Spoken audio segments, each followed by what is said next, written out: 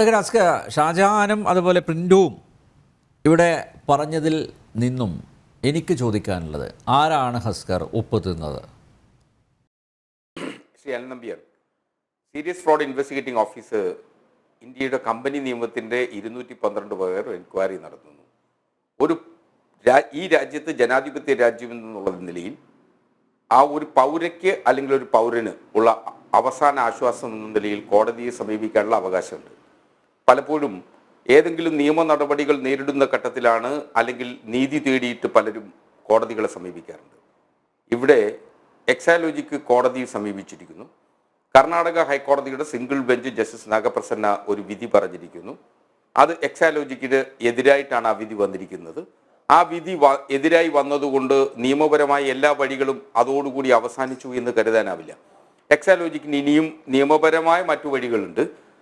Division ബെഞ്ചിനെ സമീപിക്കാം. Division ബെഞ്ചിൻ്റെ ഉത്തരവും എതിരായി വരികയാണെങ്കിൽ ബഹുമാനപ്പെട്ട സുപ്രീം കോടതി അടക്കം സമീപിക്കുന്നുണ്ട്. നിയമപരമായിട്ടുള്ള അവകാശമുണ്ട്. അതെങ്ങനെ പോകുന്നു എന്നുള്ളത് തീരുമാനിക്കാനുള്ള ഉത്തരവാദിത്വവും ബാധ്യതയും എക്സാലോജിക്കിനും ശ്രീമതി വീണ തൈക്കണ്ടിക്കും മാത്രമാണ് എന്നുള്ളിടത്താണ് അത്തരം വാദമുഖങ്ങളുടെ പ്രസക്തി. ഞാൻ ഇതിൽ മറ്റൊരു തരത്തിലാണ് ഇതിനെ കാണാൻ ആഗ്രഹിക്കുന്നത്. നാം ഒരു വലിയ അപകടം പിടിച്ച ഒരു പൊതുബോധം സൃഷ്ടിക്കുന്നതിനു വേണ്ടിയിട്ട് ശ്രമിച്ചുകൊണ്ടേയിരിക്കുന്നു എന്നുള്ളിടത്താണ് ഒരു വലിയ പ്രശ്നം.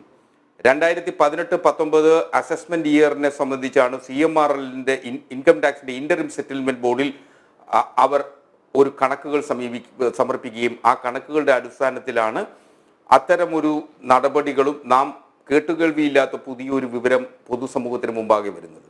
135 കോടി രൂപയുടെ അഴിമതി കേരളത്തിൽ ഒരു പബ്ലിക് ലിമിറ്റഡ് കമ്പനി നടത്തിയിരിക്കുന്നു തങ്ങളുടെ പ്രവർത്തനം നടത്തുന്നതിലേക്ക് എന്നുള്ളതാണ് ഏറ്റവും ശ്രദ്ധേയമായിട്ടുള്ള ആ വെളിപ്പെടുത്തൽ.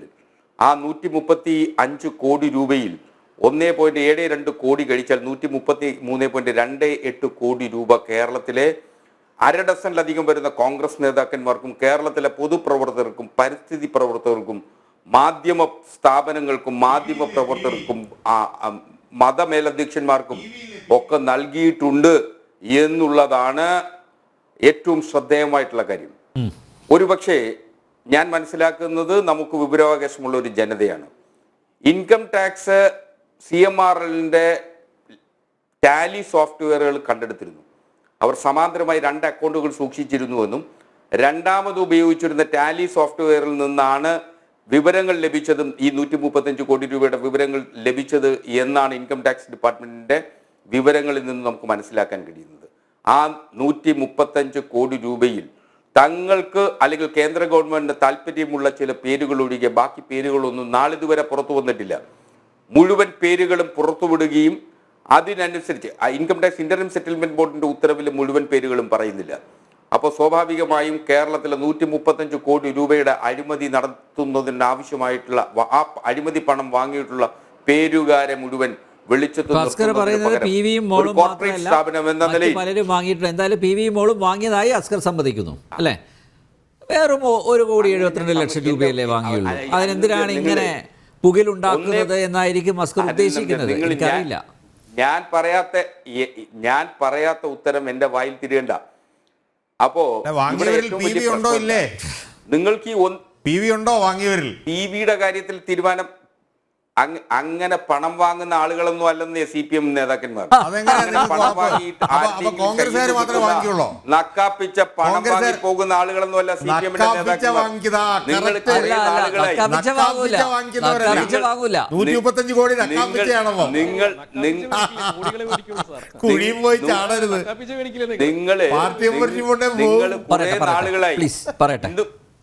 അതല്ലേ നിങ്ങൾ ഇന്നലെയും അല്ലല്ലോ, കഴിഞ്ഞ 2 പതിറ്റാണ്ടുകളിലായി സഖാവ് പിണറായി വിജയൻ ഇങ്ങനെ വേട്ടയാടിക്കൊണ്ടിരിക്കുകയാണ്. നിങ്ങൾ അന്ന് പറഞ്ഞതെന്താ? ഒരു 340 കോടി രൂപ അല്ലെങ്കിൽ 400 കോടി രൂപയുടെ അഴിമതി വരുന്നു എന്ന് പറഞ്ഞ് ലാബിൽ കോടതി കിടക്കുകയല്ലേ. അതിനുശേഷം സിംഗപ്പൂർ യാത്രകൾ പറഞ്ഞു, കമല ഇന്റർനാഷണൽ നിങ്ങൾ പറഞ്ഞു. ആ കേസ് കോടതി കിടക്കുകയല്ലേ. അത് ഡിസ്ചാർജ് ചെയ്തെന്നല്ലേ? ആര് ഡിസ്ചാർജ് ചെയ്തതിനായിട്ടുള്ള കേസ് കോടതി ഹരീഷ് സാൽവെയല്ലേ? എന്തു ഹരീഷ് സാൽവെയാണ് പിണറായി വിജയന്റെ സുപ്രീം കോടതിയിലെ വക്കീൽ. എനിക്കും എനിക്കും അങ്ങേക്കും കോടതിയിൽ ഹാജരാകുന്നതിന് ഹരീഷ് സാൽവയെ പോലെ തന്നെ അവകാശമുള്ളതാണ് കോടതി. പൈസ എവിടുന്നാണ്? ഏത് കോടതിയിലും നമുക്ക് ഹാജരാകാം. അല്ല, ഒറ്റ കാര്യം, കോടതിയിലും നമുക്ക് ഹാജരാകാം. ഒരു ധനികന്റെ മകനായല്ല പിണറായി വിജയൻ ജനിച്ചത്, ആണോ? അല്ല. എവിടുന്നാ സാർ ഈ പൈസ? CPM-ന്റെ പോളിറ്റ് ബ്യൂറോ അംഗമാണ്. ആണെങ്കിൽ പോളിറ്റ് ബ്യൂറോ അംഗമാണ്. അല്ല, അങ്ങനെയാണ്. അല്ല, അദ്ദേഹത്തിന്റെ സാലറി കൊടുക്കുന്നുണ്ടോ പോളിറ്റ് ബ്യൂറോ? സാലറി കൊടുക്കുന്നുണ്ടോ? കാലമായി സാർ, ഇത് എവിടുന്നാ സാർ ഈ പൈസ? 6 പതിറ്റാണ്ടിലധികമായി പൊതുജീവിതം നയിക്കുന്ന പൊതുജീവിതത്തിനുള്ള ഇതാണോ പ്രതിഫലമാണോ ഈ കോടികൾ? കാണാതെ പോകരുത്. അല്ല, പൊതുജീവിതത്തിനുള്ള പ്രതിഫലമാണോ ഈ കോടികൾ? ആണോ? അങ്ങനെയല്ല. 2 പതിറ്റാണ്ടിലേറെയായി നിങ്ങൾ ഇങ്ങനെ അഴിമതി ആരോപണങ്ങൾ ഉന്നയിക്കുന്നു. ലാവ്ലിൻ കേസ് ഞാൻ പറഞ്ഞിടത്ത് തന്നെ നിൽക്കട്ടെ. ഞാൻ പറഞ്ഞതെന്ന് പൂർത്തീകരിച്ചതിന് ശേഷം നിങ്ങൾ ചോദിച്ചോ, എനിക്ക് പ്രശ്നമില്ല. ലാവ്ലിൻ കേസ്, ആ 400 കോടി രൂപയുടെ അഴിമതി പറഞ്ഞു. വഴങ്ങാവോ? ഈ ലാവ്ലിൻ കേസിൽ 2 മിനിറ്റ് ഈ ലാവ്ലിൻ കേസിൽ പിണറായി വിജയൻ കുറ്റവിമുക്തനാണെന്ന് അദ്ദേഹത്തിന് ബോധ്യമുണ്ടെങ്കിൽ എന്തുകൊണ്ട് ലാവ്ലിൻ കേസ് പെട്ടെന്ന് വാദിച്ച് തീരുമാനമാക്കണം എന്ന് പറഞ്ഞുകൊണ്ട് ഈ കഴിഞ്ഞ 6.5 വർഷക്കാലത്തിനിടയിൽ ഒരു തവണ പോലും എന്തുകൊണ്ട് പിണറായി വിജയൻ സുപ്രീം കോടതിയിൽ ഒരു എയർലി ഹിയറിംഗ് കൊടുത്തില്ല? പിണറായി വിജയൻ എന്തിനാണ് ഹരീഷ് സാൽവയെ വക്കീലാക്കി വെച്ചിരിക്കുന്നത്? ഇതിന് മാത്രമൊന്ന് മറുപടി പറഞ്ഞേ. 39 തവണ മാറ്റിവെച്ചത് എന്തിനാണ്? ഈ 2 കാര്യത്തിന് മാത്രം ഒന്ന് മറുപടി പറഞ്ഞാൽ മതി. അങ്ങേക്കറിയാവുന്ന കാര്യമല്ലേ എന്തുകൊണ്ടാണ് മാറ്റിവെക്കപ്പെട്ടത്? സുപ്രീം കോടതിയിലെ റോസ്റ്റർ നിശ്ചയിക്കുന്നത് കേരളത്തിന്റെ മുഖ്യമന്ത്രി പിണറായി വിജയനാണോ? റോസ്റ്റർ നിശ്ചയിക്കുന്ന ചീഫ് ജസ്റ്റിസ് ഓഫ് ഇന്ത്യ ആണെന്നേ. Chief justice of India roster നിശ്ചയിച്ചു കൊടുത്തു കഴിഞ്ഞതിന് ശേഷം ഒറ്റ മിനിറ്റൂടെ പറഞ്ഞാൽ ഒരു കാര്യം കൂടെ ഓർമ്മിപ്പിക്കാം. സോളിസിറ്റർ ജനറലാണ് ഹാജരാകുന്നത്. 2009 പിണറായി വിജയനെതിരെ കേരളത്തിൽ CBI കുറ്റപത്രം സമർപ്പിച്ചു. പിണറായി വിജയൻ 9ാം പ്രതിയായിരുന്നു. ആ കുറ്റപത്രം സമർപ്പിച്ചപ്പോൾ ആ കുറ്റപത്രത്തിൽ ലാവ്ലിൻ കമ്പനിയുടെ വൈസ് പ്രസിഡന്റായിട്ടുള്ള ക്ലോസ് ട്രെൻഡൽ പ്രതിയായിരുന്നു. അയാളെ ഇങ്ങോട്ട് എക്സ്ട്രഡൈറ്റ് ചെയ്യാനുള്ള കാലതാമസം വന്നതുകൊണ്ട് പിണറായി വിജയൻ ഹൈക്കോടതിയെ സമീപിച്ചിട്ട് പറഞ്ഞു, എൻ്റെ രാഷ്ട്രീയ ഭാവിക്ക് മേൽ വാളുപോലെ SNC ലാവ്ലിൻ കേസ് തൂങ്ങിക്കിടക്കുന്നു, അതുകൊണ്ട് കുറ്റപത്രം സ്പ്ലിറ്റ് ചെയ്ത് ക്ലോസ് ട്രെൻഡലിൻ്റെ കുറ്റപത്രം വേറെ, ബാക്കിയുള്ളവരുടെ കുറ്റപത്രം വേറെ എന്ന് പറഞ്ഞുകൊണ്ട് വിചാരണ ആരംഭിക്കണം എന്ന് കേരളത്തിലെ ഹൈക്കോടതിയിൽ വെച്ച് പിണറായി വിജയൻ പറയുകയും അന്ന് കുറ്റപത്രം സ്പ്ലിറ്റ് ചെയ്യുകയും ചെയ്ത അനുഭവമുള്ള സാഹചര്യത്തിൽ പിണറായി വിജയൻ കുറ്റമുക്തനും പൂർണ്ണ സ്വതന്ത്രനും പരിശുദ്ധനും പരിശുദ്ധാത്മാവും കൈശുദ്ധനുമൊക്കെ ആയിട്ടുള്ള ആളാണെങ്കിൽ കഴിഞ്ഞ 6.5 വർഷക്കാലത്തിനിടയിൽ ഈ കേസ് പെട്ടെന്ന് വാദിച്ച് തീർത്ത് ഇതിൻ്റെ സത്യം പുറത്തു കൊണ്ടുവരണം എന്നുള്ള early hearing petition Harish Salve വഴി ഒരു പ്രാവശ്യം പോലും പിണറായി വിജയൻ എന്തുകൊണ്ട് സുപ്രീം കോടതിയിൽ മൂവ് ചെയ്തില്ല? വളരെ പ്രസക്തമായ ഒരു ചോദ്യം. ഷാജഹാൻ ഇനി വായി തുറക്കരുത്, അദ്ദേഹം പറയട്ടെ. ഞാനത് പറയട്ടെ. ഒരു കേരള ചരിത്രത്തിലോ ഇന്ത്യയുടെ ചരിത്രത്തിലോ ആദ്യമായിട്ടല്ല ഒരു സ്പ്ലിറ്റ് ഫൈനൽ റിപ്പോർട്ട് കൊടുക്കാറുള്ളത്. ക്രിമിനൽ കോടതികളിൽ പ്രാക്ടീസ് ചെയ്യുന്ന ഏതെങ്കിലും ഒരു ജൂനിയർ അഭിഭാഷകന് പോലും അതിനെ സംബന്ധിച്ച് കൃത്യമായി വിവരമുണ്ട്. സ്പ്ലിറ്റ് ഫൈനൽ റിപ്പോർട്ടുകൾ ഒരു പ്രതിയെ ലഭിച്ചില്ല എങ്കിൽ സ്വാഭാവികമായി സ്പ്ലിറ്റായിട്ട് ഫൈനൽ റിപ്പോർട്ടുകൾ കൊടുക്കാറുണ്ട്. അത്തരത്തിൽ കൊടുക്കുന്നതിന് കമ്പല്ലിംഗ് സിറ്റുവേഷൻസിലെ ക്രിമിനൽ MC മുഖാന്തരം ഹൈക്കോടതിയെ സമീപിച്ചാൽ ഹൈക്കോടതി അക്കാര്യങ്ങളിൽ ഒരു ഉത്തരവ് പറയാറുണ്ട്. അതൊരു വലിയ തെറ്റല്ല. അപ്പോൾ പിണറായി വിജയൻ ചെയ്തത് ഒരു വലിയ അക്ഷന്തവ്യമായ അപരാധമാണെന്ന് കരുതുന്നിടത്താണ് ആദ്യത്തെ അപകടം നിങ്ങൾക്ക് വന്നിരിക്കുന്നത്. രണ്ട് കോടതികൾ ഡിസ്ചാർജ് ചെയ്തു. ട്രയൽ കോടതി ഡിസ്ചാർജ് ചെയ്തു. അതിനുശേഷം അതിന്മേൽ അപ്പീൽ കൊടുത്ത ഹൈക്കോടതിയും പിണറായി വിജയൻ അനുകൂലമായിട്ട് ഒരു ഉത്തരവ് വരുന്നു. അപ്പോൾ രണ്ട് കോടതികളുടെ വിധികൾ വന്ന സാഹചര്യത്തിൽ ബഹുമാനപ്പെട്ട സുപ്രീം കോടതി മുമ്പാകെ നിൽക്കുന്ന കേസിൽ എന്തുകൊണ്ട് ആ കേസ് പല ഘട്ടങ്ങളിലായി മാറിപ്പോകുന്നു എന്നുള്ളതിനെ സംബന്ധിച്ച് നമുക്ക് എല്ലാവർക്കും അറിയാവുന്നതാണ്. സുപ്രീം കോടതിയെ അടുത്തറിയുന്നവർക്കോ അതല്ലെങ്കിൽ ഏതെങ്കിലും ഒരു കോടതിയിൽ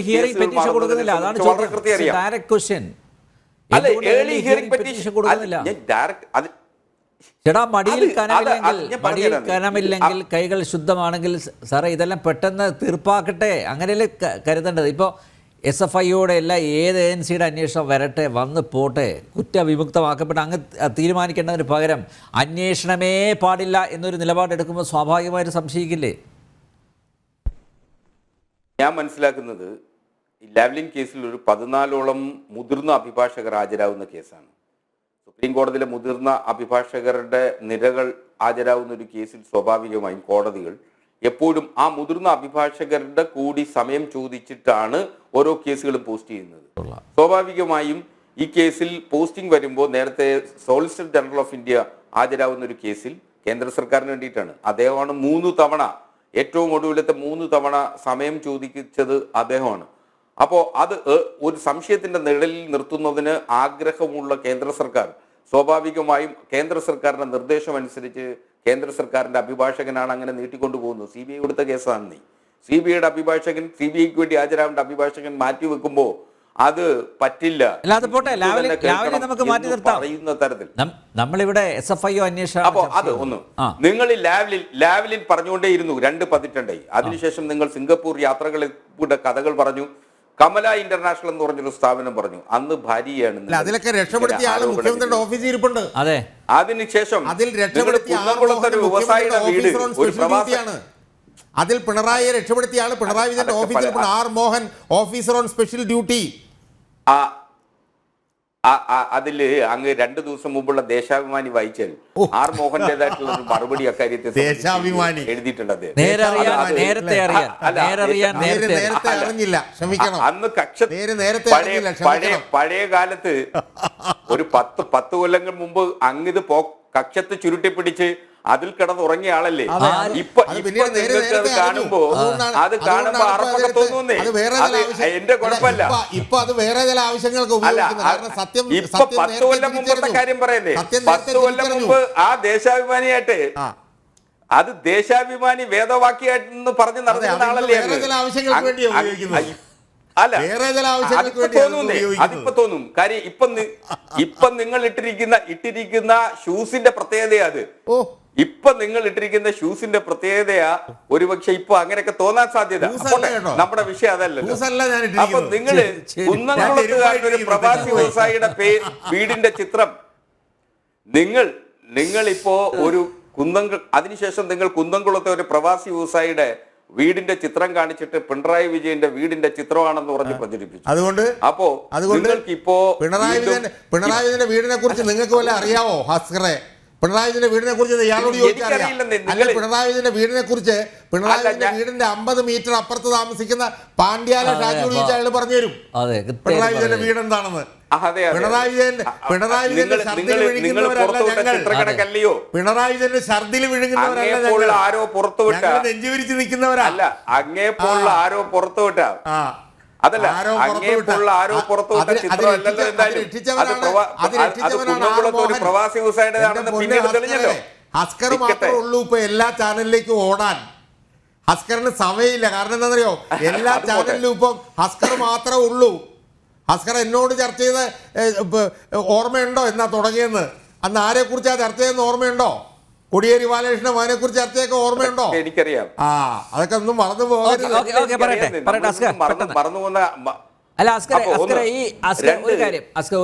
കേരളത്തിലെ ഈ Sky 11 INC അതെന്താ സാറേ? Sky 11 INC അച്ഛൻ സൂര്യനാണെങ്കിൽ മകൾ ആകാശമാണ് സാർ. ആരുടെയാ? നിങ്ങൾ അതല്ല ഞാൻ ചോദിക്കട്ടെ. ഒരു കമ്മ്യൂണിസ്റ്റ് നേതാക്കന്മാരുടെ അല്ലെങ്കിൽ CPM നേതാക്കന്മാരുടെ ബന്ധുക്കൾ നിങ്ങൾ കരുതുന്നത് പോലെ ജീവചവമായി വീടിനുള്ളിൽ കഴിഞ്ഞുകൂടേണ്ടവരാണ്. അതായത് പുഷ്പനെ പോലെ കഴിയരുത്. നിങ്ങൾക്ക് അപകടം വരുന്നത് പുഷ്പനെ പോലെ കഴിയരുതല്ല. അങ്ങനല്ല.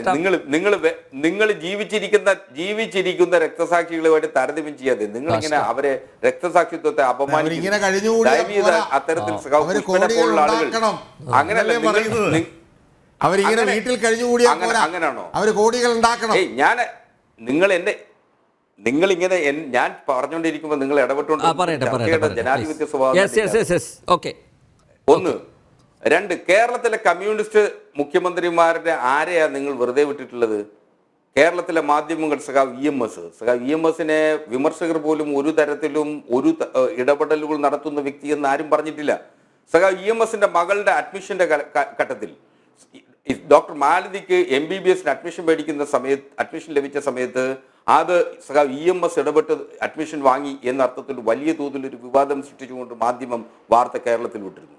സഖാവ് EK നായനാരുടെ കാലത്ത് സഖാവ് EK നായനാരുടെ മരുമകൻ കേരളത്തിലെ സ്പിരിറ്റുകൾ ലോബിയുടെ നിയന്ത്രണത്തിലാണ് എന്ന അർത്ഥത്തിൽ മാധ്യമങ്ങൾ വാർത്ത എഴുതിയില്ലേ? കായംകുളം സ്പിരിറ്റ് ലോബി എന്ന അർത്ഥത്തിൽ. അതിനുശേഷം അത് EK നായനാരുടെ മകനെ സംബന്ധിച്ച് ഞാൻ വരാന്നേ, VS അച്യുതാനന്ദൻ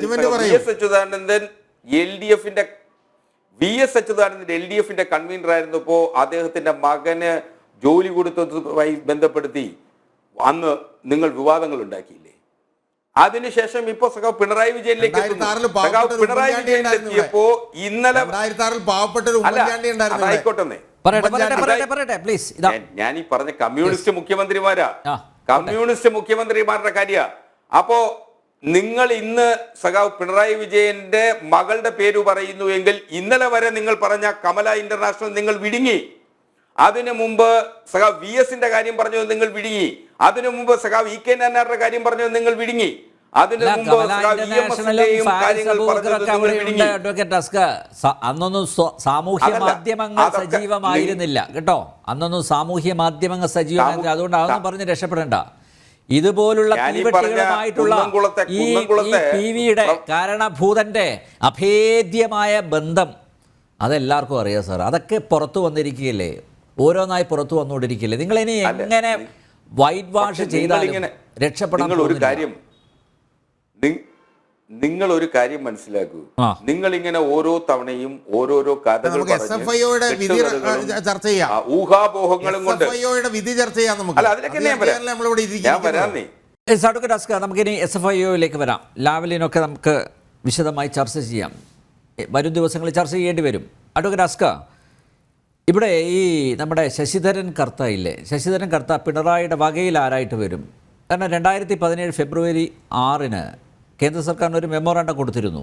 അതിൽ പറഞ്ഞത് ഈ CMRL, നമ്മുടെ കർത്തയുടെ കമ്പനി CMRL അടച്ചുപൂട്ടലിൻ്റെ വക്കീലാണെന്നും അത് അസംസ്കൃത വസ്തുവായ ഇൽമനേറ്റ് ലഭ്യമാക്കണമെന്നും ആവശ്യപ്പെട്ടുകൊണ്ടുള്ള ഒരു മെമ്മോറാണ്ടം. സാർ, അതിൽ ഒപ്പുവെച്ചത് നമ്മുടെ സാക്ഷാ പിണറായി വിജയനാണ് സാർ. മാത്രമല്ല, ഈ പിണറായി ഭരിക്കുമ്പോഴാണ് ഈ പൂട്ടെന്ന് പറഞ്ഞ കമ്പനി ഏറ്റവും കൂടുതൽ ലാഭം ഉണ്ടാക്കിയതും ഈ കാലയളവിലാണ്. അപ്പോൾ ഇതെന്താ, ഈ വകയിൽ ആരായിട്ട് വരും ശശിധരൻ കർത്ത പിണറായിയുടെ? നമ്പ്യാരെ, ഈ ശശിധരൻ കർത്തയ്ക്ക് ഒരു അനിയനുണ്ട്, അജിത് കർത്ത എന്നാ പേര്. അദ്ദേഹം വ്യാപാരി വ്യവസായ സംഘത്തിന്റെ സംസ്ഥാന പ്രസിഡന്റാ. അപ്പോ അജിത് കർത്ത അതല്ല, അജിത് കർത്ത BJPയുടെയും സംഘപരിവാർ സംഘത്തിന്റെയും ഏറ്റവും അടുത്ത ആളാണല്ലോ. ആയിക്കോട്ടെ. അപ്പോ അയാളായിരുന്നു CMRLന്റെ ജനറൽ മാനേജർ. CMRLന്റെ ജനറൽ മാനേജറാണ് അയാള്. അല്ല, ഞാൻ ചോദിച്ചത് അപ്പോ CMRLനോട് നല്ലൊരു കച്ചവടക്കാരനാണ്. കാരണം എന്താണെന്നാ ഞാൻ ചോദിക്കുന്നത്. ഞാൻ ചോദിക്കട്ടെ, ഞങ്ങളെക്കാളും കൂടുതൽ ബന്ധം നിങ്ങൾക്കാണല്ലോ. ഇപ്പൊ പിണറായി വിജയനേക്കാളും ഏറ്റവും കൂടുതൽ ബന്ധം അദ്ദേഹത്തിന്റെ സ്വന്തം സഹോദരൻ CMRLന്റെ ജനറൽ മാനേജർ ആയിട്ടുള്ള അജിത് കർത്ത NGO സംഘം എന്ന് പറയുന്ന സംഘടനയുടെ സംസ്ഥാന പ്രസിഡന്റാണ്. അപ്പൊ നിങ്ങൾ ഇങ്ങനെ തലയും മുണ്ടിട്ടോണ്ട് ഇങ്ങനെ പറഞ്ഞോണ്ടിരുന്നാ മതിയോ? അതിനേക്കാൾ കൂടുതൽ ബന്ധമാണോ വീണ? മുണ്ടിടേണ്ട ആവശ്യമില്ല. അത് പിണറായിക്കാണ്, PVക്കും മക്കൾക്കും പിന്നെ ഭാര്യക്കൊക്കെയാണ് ഇനി മുണ്ടിട്ട് നടക്കേണ്ടി വരിക.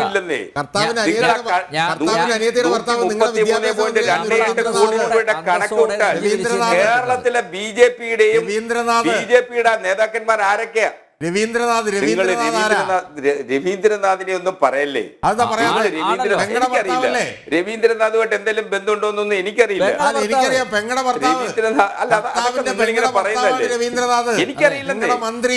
എനിക്കറിയില്ലെന്നേ. എനിക്കറിയില്ല. ദേശാഭിമാനി പറഞ്ഞാലേ എനിക്കറിയില്ലെന്നേ. നിങ്ങൾ ചുമ്മാ എന്തെങ്കിലും പറഞ്ഞാൽ നിങ്ങൾ എന്തെങ്കിലും പറഞ്ഞാൽ കേരളത്തിലെ പൊതുബോധത്തില് പൊതുജനങ്ങൾ കേരളത്തിലെ പൊതുബോധം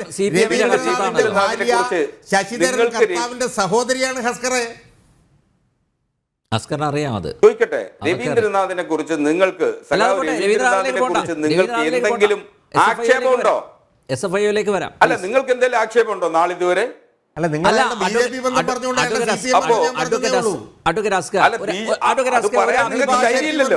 അയാളുടെ CPM ബന്ധം അത് പറഞ്ഞതേ ഉള്ളൂ. അസ്കർ ഒരു അഭിഭാഷകൻ എന്ന നിലയിൽ ധൈര്യമില്ലല്ലോ. ഈ കേസ് ജഡ്ജ്മെന്റ് വായിച്ചോന്ന് എനിക്കറിയില്ല.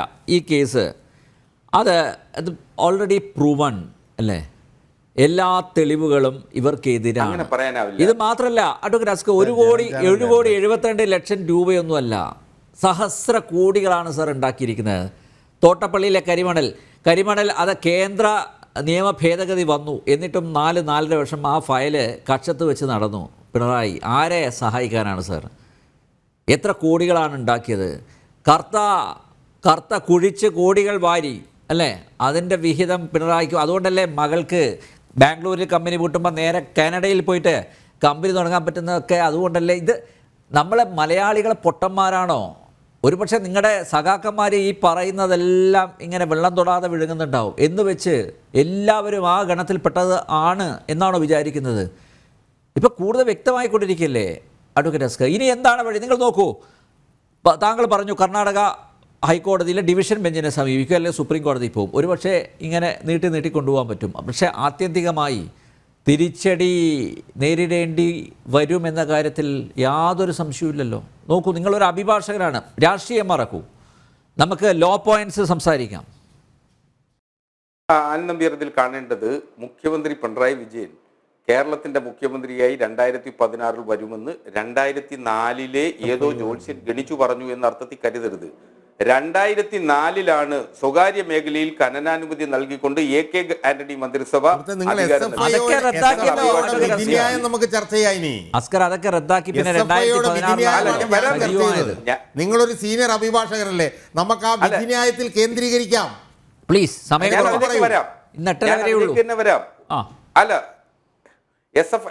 SFIയുടെ വിധി ഒരുപക്ഷെ ഇതൊരു ബാഡ് ലീഗൽ അഡ്വൈസ് ആയിരുന്നു എന്ന് വേണം ഞാൻ കരുതുന്നു.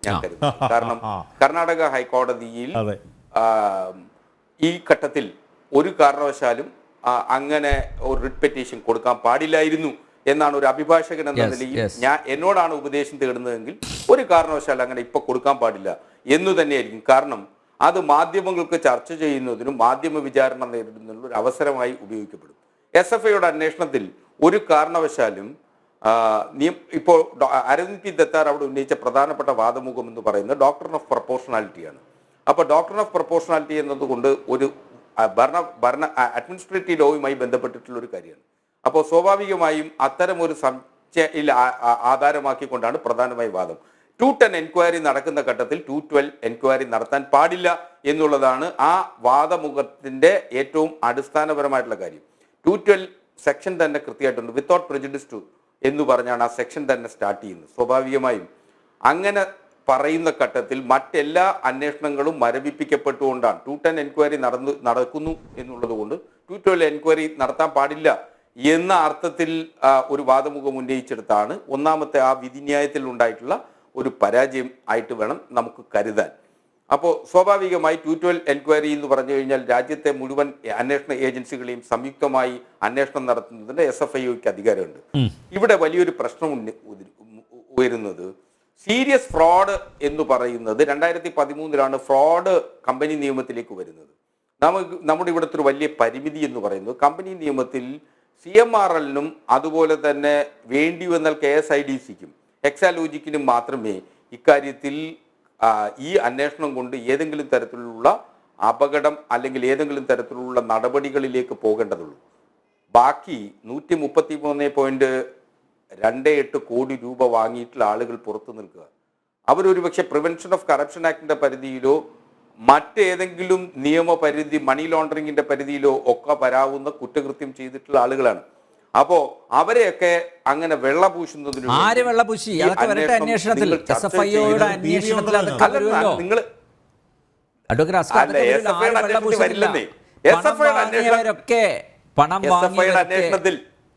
പണം വാങ്ങിയവരുടെ ഒക്കെ പേര് വിവരങ്ങളൊക്കെ പുറത്തു വരട്ടെ. കുറെയൊക്കെ വന്നു, ഇനിയിപ്പോ വരട്ടെ. അല്ലല്ല, SFIയുടെ അന്വേഷണത്തിൽ അവർക്കെതിരെ ഒന്നും ബാക്കിയുള്ള ആളുകൾക്കെതിരെ നടപടി കോർപ്പറേറ്റ് കമ്പനി രജിസ്ട്രേഷൻ ഓഫ് നടത്തിയിട്ടുള്ള കമ്പനികളുടെ ഉത്തരവാദിത്തപ്പെട്ട ഓഫീസർമാർ, അതിന്റെ ഡയറക്ടർമാർ, അല്ലെങ്കിൽ അതിന്റെ പ്രൊമോട്ടർമാർ, ഇവർക്കൊക്കെ എതിരെ നടപടിയെടുക്കാൻ പറ്റൂ കമ്പനിക്കും. അല്ലാതെ SFIOയ്ക്ക് ബാക്കി വഴിയെ പോകുന്ന ആളുകളെ മുഴുവൻ പിടിച്ച് ജയിലിലിടാനുള്ള അധികാരമൊന്നുമില്ല. ഒരുപക്ഷെ 448 കമ്പനി നിയമപ്രകാരം 447-48 പ്രകാരമുള്ള ഏതെങ്കിലും കുറ്റകൃത്യം ഫൈൻഡ് ഔട്ട് ചെയ്ത് കഴിഞ്ഞാൽ 10 കൊല്ലം വരെ ശിക്ഷ ലഭിക്കാവുന്ന കുറ്റകൃത്യമായി അതിനെ കാണാൻ കഴിയും. ഒരുപക്ഷെ ജാമ്യം പോലും കൊടുക്കാതെ, സീരിയസ് ഫ്രോഡ് ഡിറ്റക്ട് ചെയ്ത് കഴിഞ്ഞാൽ ജാമ്യം പോലും കൊടുക്കാതെ അതിലെ കുറ്റവാളികളെ ജയിലിലിടാനും കഴിയും. അതൊക്കെ നിയമപരമായിട്ടുള്ള അങ്ങനെ കുറ്റവാളികൾ ജയിലിൽ പോയി കഴിഞ്ഞാൽ മകളൊക്കെ ജയിലിൽ പോകുന്നത് എങ്ങനെ സഹിക്കും അഡ്വക്കേറ്റ് അസ്കർ? എങ്ങനെ കണ്ടിരിക്കും ഒരു പിതാവ്? മക്കൾക്ക് വേണ്ടിയാണ് അദ്ദേഹം ജീവിക്കുന്നത്.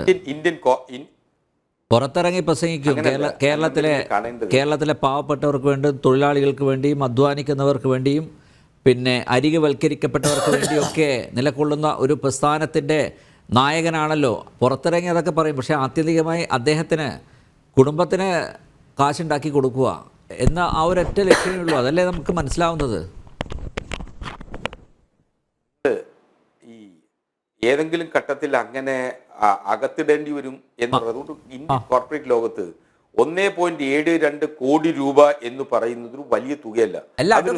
അത് മാത്രം ആധാരമാക്കിയല്ല അന്വേഷണം നടക്കുന്നത് കേട്ടോ. താങ്കൾ അത് പറഞ്ഞ് പ്രേക്ഷകരെ തെറ്റിദ്ധരിപ്പിക്കരുത്. 1,72,00,000 മാത്രമല്ല. അങ്ങനല്ല. അല്ല, അതിനപ്പുറത്തേക്ക് കാര്യങ്ങൾ വരും. അന്വേഷണത്തിൽ പുറത്തു വരും. നിങ്ങൾ ഇതൊരു തുമ്പ് മാത്രമാണ് സാർ. കോർപ്പറേറ്റ് കമ്പനി ആക്ട് പരിധിയിൽ നിന്നുകൊണ്ടുള്ള SFI അന്വേഷണത്തില് നിങ്ങൾ ബാക്കി എല്ലാം വരും എന്ന് പറഞ്ഞാൽ ഞാനൊരു കാര്യം ചോദിച്ചോട്ടെ, കമ്പനി ഒരു കാര്യം ചോദിച്ചോട്ടെ. CMRL അതുപോലെ എക്സാലോജിക്ക് നടത്തിയ മുഴുവൻ ഇടപാടുകൾ പുറത്തു വരില്ലേ? അത് ഈ 1,72,00,000 മാത്രം ഒതുങ്ങി നിൽക്കുന്നതാണെന്നാണോ താങ്കൾ കരുതുന്നത്? അല്ല, അതാണല്ലോ ഇപ്പോ ഇൻകം ടാക്സിന്റെ ഇന്റർം സെറ്റിൽമെന്റ് ബോർഡിൽ നിന്നാണല്ലോ ഇത് തുടങ്ങുന്നത്. ഇൻകം ടാക്സ് റേറ്റിനെ തുറന്ന് കണ്ടെത്തിയിട്ടുള്ള ഡയറികളുടെയും ടാലിയുടെയും ഡ്യൂപ്ലിക്കേറ്റ് വെർഷനിൽ നിന്നാണ് ഇത് വരുന്നത്. ഒരു മിനിറ്റ്, നിങ്ങൾ ഈ പറഞ്ഞ വാദം അരവിന്ദ് ദത്താറ് കർണാടക ഹൈക്കോടതിയിൽ ഉന്നയിച്ചു. എന്നിട്ട് പറഞ്ഞു വലിയ 100 കണക്കിന് കോടി രൂപയുടെ തട്ടിപ്പ് കോർപ്പറേറ്റ് രംഗത്ത് അന്വേഷിക്കുന്നവരാണ് SFIO. അവരെ ഈ 1,72,00,000 രൂപ അന്വേഷിക്കുന്നതിനകത്ത് കാര്യമില്ല, ഇത്രയേ ഉള്ളൂ എന്നുള്ള നിങ്ങളുടെ വാദം അരവിന്ദ് ദത്താറ് കർണാടക ഹൈക്കോടതിയിൽ ഉന്നയിച്ചപ്പോൾ കേന്ദ്ര ഗവൺമെന്റ് പറഞ്ഞത് ഇത് 1,72,00,000 രൂപയുടെ കാര്യമല്ല, ഇത് 135 കോടി രൂപയുടെ കാര്യമാണ്. അതുമായി ബന്ധപ്പെട്ടുകൊണ്ട് ഈ വനിതയുമായി ബന്ധപ്പെട്ടവരുടെയൊക്കെ ഉൾപ്പെടെയുള്ള സാമ്പത്തിക ഇടപാടുകൾ അന്വേഷിക്കുന്ന വലിയൊരു അന്വേഷണമാണ് ഇത് എന്നുള്ള കേന്ദ്ര ഗവൺമെന്റിന്റെ വാദമുഖം കോടതി അംഗീകരിക്കുകയാണ് ചെയ്തിട്ടുള്ളത്. അതെ. അപ്പൊ അത് ഇതിനെ മാത്രം കൺഫൈൻ ചെയ്യരുത് പ്ലീസ്. ദയവേത് 1,72,00,000 കേസല്ല. അങ്ങനെയല്ല എന്നും പേര് ഇതിനെ കാണേണ്ടത്. കമ്പനി നിയമപ്രകാരമാണ് SFIO കോൺസ്റ്റിറ്റ്യൂട്ട് ചെയ്തിട്ടുള്ളത്. കമ്പനി നിയമപ്രകാരം കോൺസ്റ്റിറ്റ്യൂട്ടുള്ള SFIOയ്ക്ക് ഇന്ത്യയിലെ ബാക്കി നിയമങ്ങളെല്ലാം കൂടെ ചേർത്ത് ഇന്ത്യൻ പീനൽ കോഡും അതുപോലെ തന്നെ ഏതെങ്കിലും സ്പെഷ്യൽ ആക്ടുകളും ആ സ്പെഷ്യൽ ആക്ടുകളിൽ പറഞ്ഞിട്ടുള്ള കുറ്റകൃത്യങ്ങളെല്ലാം കൂടി സമഗ്രമായി അന്വേഷിച്ച് കുറ്റപത്രം കൊടുത്ത് ആളുകളെ ജയിലിൽ പിടിച്ചിടാമെന്നാണോ കരുതുന്നത്? 8 മാസത്തെ പരിമിതമായ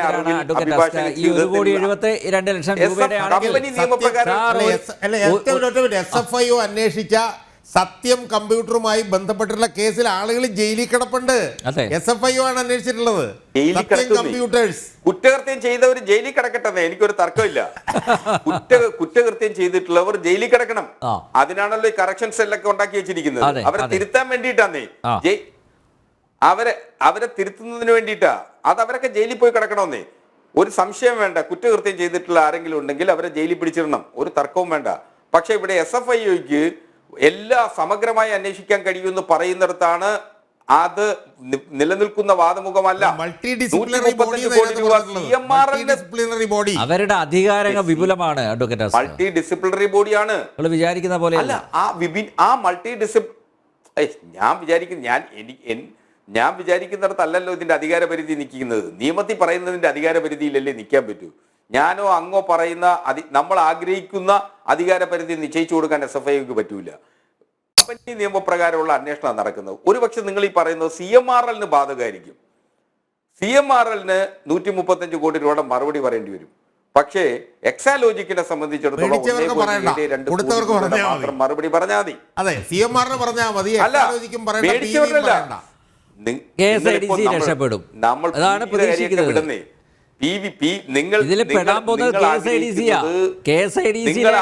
സങ്കേതം നിങ്ങൾ അവിടെ നടന്ന എല്ലാ തട്ടിപ്പുകളും ഇതെല്ലാം പുറത്തു വരും. അസ്കർ എഴുതി വെച്ചോ താങ്കൾ? അസ്കർ ഈ പറഞ്ഞു പോയി കുരുങ്ങുന്ന എവിടെയാ കാര്യം എന്നറിയാവോ? ഇൻകം ടാക്സ് ഇൻട്രീം സെറ്റിൽമെന്റ് ബോർഡിന്റെ ഉത്തരവിൽ അവർ കൃത്യമായി CMRL ഉദ്യോഗസ്ഥന്മാർ പറഞ്ഞിട്ടുണ്ട്. എന്താ പറഞ്ഞിട്ടുള്ളത്? ഞങ്ങൾക്ക് പൊതുമേഖലാ സ്ഥാപനം ഇതേ ഉൽപ്പന്നം ഉണ്ടാക്കുന്നുണ്ട്, ഞങ്ങൾ അവരുമായി മത്സരമുണ്ട്, അതുകൊണ്ട് ഞങ്ങൾക്ക് സംരക്ഷണം വേണം.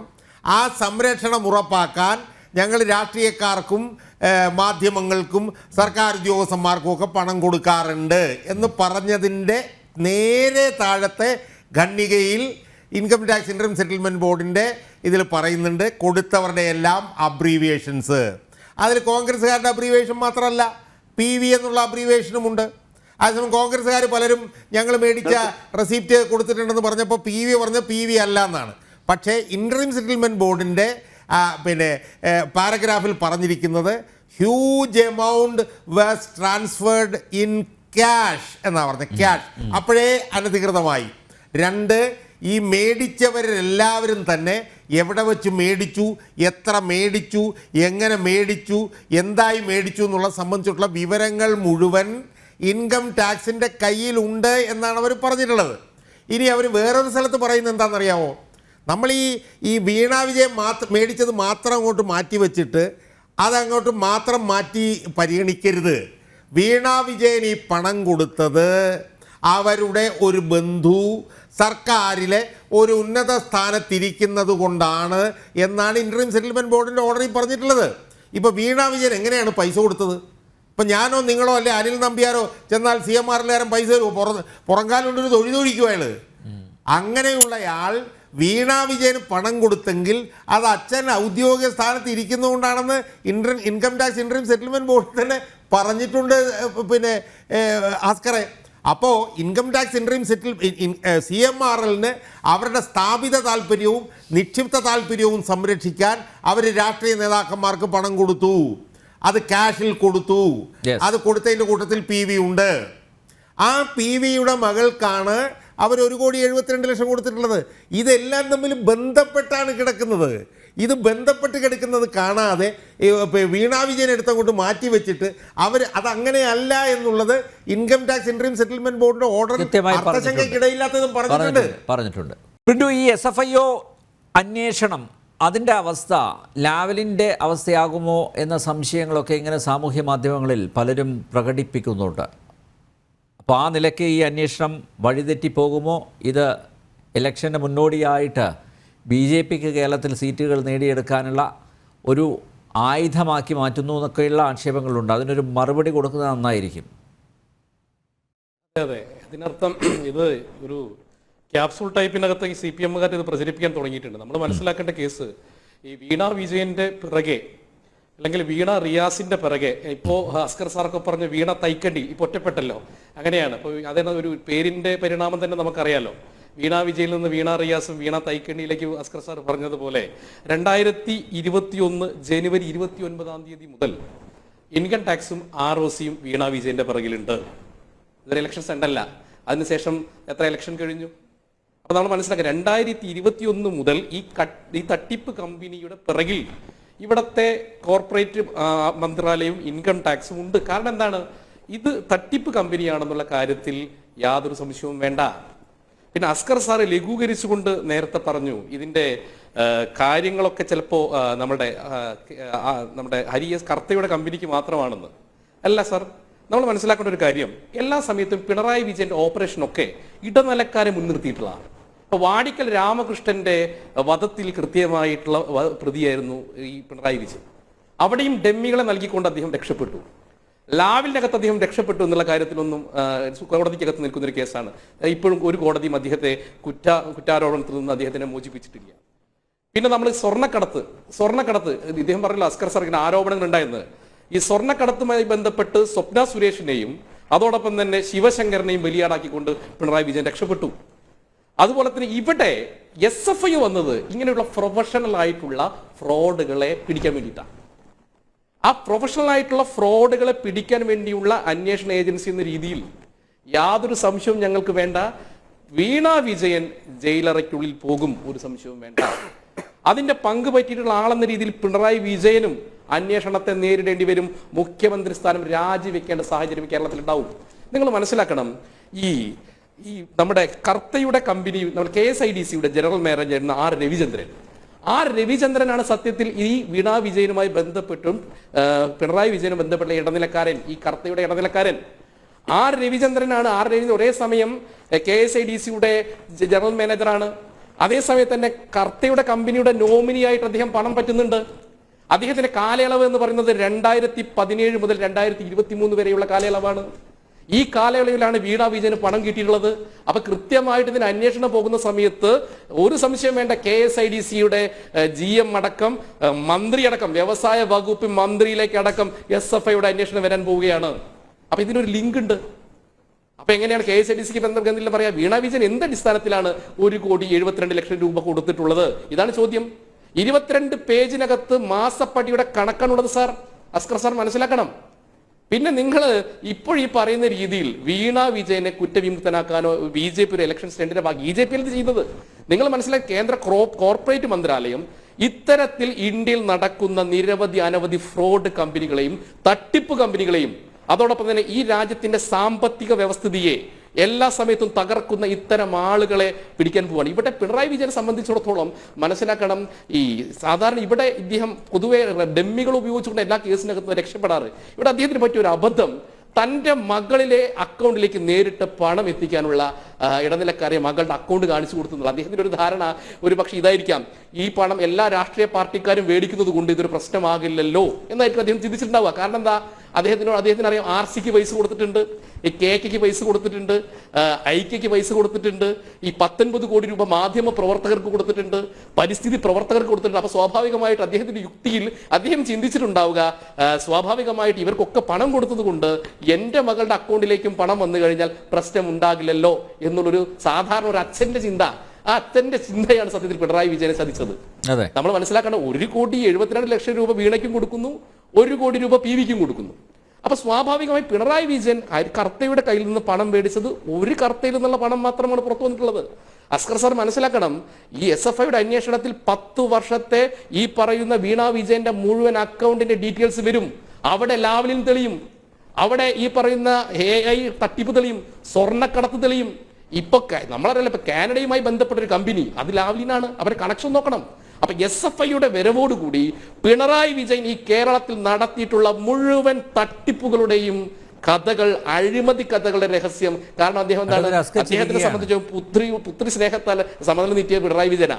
അപ്പൊ ഉറപ്പായിട്ട് വീണ വിജയനോടെ അതെ വീണ വിജയനിലൂടെ പിണറായി വിജയൻ ഈ കേരളത്തിൽ നടത്തിയിട്ടുള്ള മുഴുവൻ അഴിമതി കഥകൾക്കും അത് വീണ വിജയന്റെ അക്കൗണ്ട് മറുപടി പറയേണ്ട കാലമാണ് ഇത്. സ്വാഭാവികമായ ഒരു നീതിയാണ്. നമുക്കറിയാം എപ്പോഴും പാവപ്പെട്ടവന്റെ പണക്കാരൻ, പാവപ്പെട്ടവന്റെ പാർട്ടിയാണെന്നൊക്കെ പറഞ്ഞിട്ട് ഈ വീണ വിജയന്റെ കാര്യത്തിൽ പിണറായി വിജയൻ അതൊന്നും ഉണ്ടായിരുന്നില്ല. നേരത്തെ പുഷ്പനെ പറഞ്ഞപ്പോൾ ഈ അപമാനിക്കൽ എന്ന് അസ്കർ സാർ പറഞ്ഞു. സാർ, ഈ വീണ വിജയൻ എവിടെ പഠിച്ചത്? ഈ സ്വകാര്യ സ്വാശ്രയ കോളേജുകളിനകത്ത് സമരം SFIക്കാരെ കൊണ്ട് ചെയ്യുമ്പോൾ പുഷ്പനെ പോലെയുള്ള ഒരാളെ ജീവിച്ചിരിക്കുന്ന രക്തസാക്ഷി ഉണ്ടാക്കിയപ്പോൾ നീ സ്വന്തം മകളെ, അപ്പോ പിണറായി വിജയനെ ഈ പറയുന്ന ആദർശമൊന്നും ഉണ്ടായിരുന്നില്ല, മകളെ പഠിപ്പിച്ചത് നിങ്ങൾ എല്ലാ കാലഘട്ടത്തിലും അപമാനിക്കുകയും അവഹേളിക്കുകയും ചെയ്യുന്ന മാതാ അമൃതാനന്ദമയുടെ ഇൻസ്റ്റിറ്റ്യൂട്ടിനകത്താണ് മകളെ പഠിപ്പിക്കുന്നത്. അതുമായി ബന്ധപ്പെട്ട കഥ നിങ്ങൾ ബെർലിൻ കുഞ്ഞനന്ദന്മാരുടെ ആത്മകഥയിൽ നോക്കിയാൽ മനസ്സിലാക്കാൻ സാധിക്കും. അപ്പൊ പിണറായി വിജയൻ അങ്ങനെ മഹത്വവൽക്കരിക്കേണ്ട. ഇപ്പൊ നമ്മൾ 4 കൂട്ടത്തിൽ പിണറായി വിജയന് കൃത്യമായി അറിയുന്ന ആള് നമ്മുടെ എന്തൊക്കെ പറഞ്ഞാലും ഷാജഹാൻ സാറാണ്. ഷാജഹാൻ സാറിന് കൃത്യമായിട്ട് പറയാലോ. എന്തിന് VS അച്യുതാനന്ദന് പോലും ഈ പറയുന്ന മഹത്വവൽക്കരിക്കപ്പെട്ട പിണറായി വിജയൻ എന്നുള്ള അഭിപ്രായമില്ലല്ലോ. പിന്നെ നിങ്ങൾ നേരത്തെ പറഞ്ഞല്ലോ എല്ലാ കാലഘട്ടത്തിൽ ഈ കേരളത്തിൽ ഇത്തരം അഴിമതികളൊക്കെ നടത്തിയിട്ട് രക്ഷപ്പെടുന്ന മന്ത്രിമാരും രാഷ്ട്രീയക്കാരുമുണ്ട്. അങ്ങനെ അതിനൊരു അടിസ്ഥാനപരമായിട്ട് ഒരാൾ മാത്രം, ഇപ്പൊ നമ്മുടെ ബാലകൃഷ്ണപിള്ള ഒഴികെ ആരാണ് സത്യത്തിൽ ഈ കേരളത്തിൽ ഇങ്ങനെ അഴിമതി നടത്തിയിട്ടും ഒക്കെ ഈ പാവപ്പെട്ട ഒന്നില്ലെങ്കിൽ ഏതെങ്കിലും ഉദ്യോഗസ്ഥന്റെ തലക്കിട്ട് കൊടുക്കും, അല്ലെങ്കിൽ ഏതെങ്കിലും ഒരു റബ്ബർ സ്റ്റാമ്പായിട്ടുള്ള വ്യക്തിയുടെ തലക്കിട്ട് കൊടുത്ത് രക്ഷപ്പെടുന്ന പതിവാണുള്ളത്. ആ പതിവുകൾ ഇന്ത്യ രാജ്യത്ത് ഇല്ലാതാക്കുന്ന ഒരു ഗവൺമെന്റ് രാജ്യത്തുണ്ട് സാർ. നിങ്ങൾ നോക്കൂ, ഇങ്ങനെ ഈ ബന്ധുക്കളെ ഉപയോഗിച്ചുകൊണ്ട്, ദല്ലാളന്മാരെ ഉപയോഗിച്ചുകൊണ്ട് ഈ രാജ്യത്തിന്റെ വികസനത്തിന് വരേണ്ട പണം, അതുപോലെ തന്നെ കള്ളപ്പണം, ഇവയൊക്കെ വെളുപ്പിക്കുന്ന ആളുകൾക്കുള്ള ഒരു താക്കീത് കൂടിയാണ് SFIയുടെ വരവ് എന്ന് കൂടി മനസ്സിലാക്കുക. എല്ലാ കാലത്തും ഒരു രാഷ്ട്രീയ സമ്മർദ്ദത്തിന്റെ പുറത്തൊക്കെ അങ്ങനെ. അതുകൊണ്ടല്ലോ നിങ്ങൾ നോക്കുക, ഈ അഴിമതിയുടെ ഈ പറയുന്ന രീതി തട്ടിപ്പ് നടത്തിയിട്ടുള്ള മുഴുവൻ മന്ത്രിമാരുടെയും ഈ ഇന്ത്യ മഹാരാജ്യത്ത് നടത്തിയിട്ടുള്ള 10 വർഷം കൊണ്ട് നടത്തിയിട്ടുള്ള മുഴുവൻ ആളുകളുടെയും കണ്ണികളെയും ഈ പറയുന്ന ഒരു സോഷ്യൽ സിസ്റ്റത്തിന്റെ ഭാഗമായി കൊണ്ട് കേന്ദ്ര സർക്കാർ കൃത്യമായി നിരീക്ഷണം നടത്തിക്കൊണ്ടിരിക്കുകയാണ്. അങ്ങനെ പിണറായി വിജയനും ഈ കേന്ദ്ര സർക്കാരിന്റെ നിരീക്ഷണത്തിലായിരുന്നു, ഇവിടുത്തെ കോർപ്പറേറ്റ് മന്ത്രാലയവും പിണറായി വിജയന്റെ നിരീക്ഷണത്തിലായിരുന്നു. അതിൽ കൃത്യമായിട്ട് പിണറായി വിജയൻ അതിൽ തലവെച്ച് കൊടുത്തു. അത് ഇതിൽ നിന്ന് രക്ഷപ്പെടാൻ പിണറായി വിജയൻ പറ്റില്ല. സസ്കർ സാർ, ഒരു സംശയം വേണ്ട.